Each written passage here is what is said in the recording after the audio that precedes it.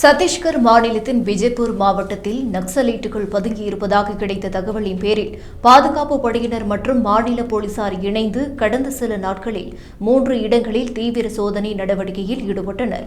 இந்த சோதனைகள் டெக்மிட்லா, பில்சார் மற்றும் கந்தாகர்கா கிராமங்களில் நடைபெற்றன. டெக்மிட்லா கிராமத்தில் உள்ள வனப்பகுதியில் 7 நக்சலைட்டுகள், பெல்சார் கிராமத்தில் 6 பேர் மற்றும் கண்டாகர்கா பகுதியில் 9 நபர்கள் கைது செய்யப்பட்டுள்ளனர். மொத்தமாக 22 நக்சலைட்டுகள் பிடிபட்டுள்ளனர் என்று போலீசார் தெரிவித்துள்ளனர். கைது செய்யப்பட்டவர்கள் அனைவரும் 19 முதல் 45 வயதுக்குட்பட்டவர்கள் எனவும் அவர்கள் மீது பல்வேறு குற்றச்சாட்டுகள் இருப்பதாகவும் பாதுகாப்பு படையினர் கூறியுள்ளனர்.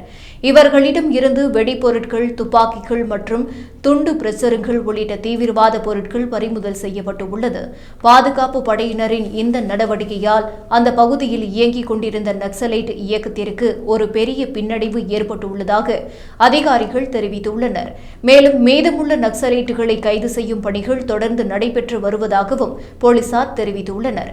அப்பகுதியில் நக்சலைட்டுகள் பல்வேறு தாக்குதல்களில் ஈடுபட்டு பல உயிரிழப்புகளையும் ஏற்படுத்தியுள்ள நிலையில் இதனை கட்டுப்படுத்தும் வகையில் அரசு மற்றும் பாதுகாப்பு அமைப்புகள் தொடர்ந்து நடவடிக்கை எடுத்து வருகின்றனர்.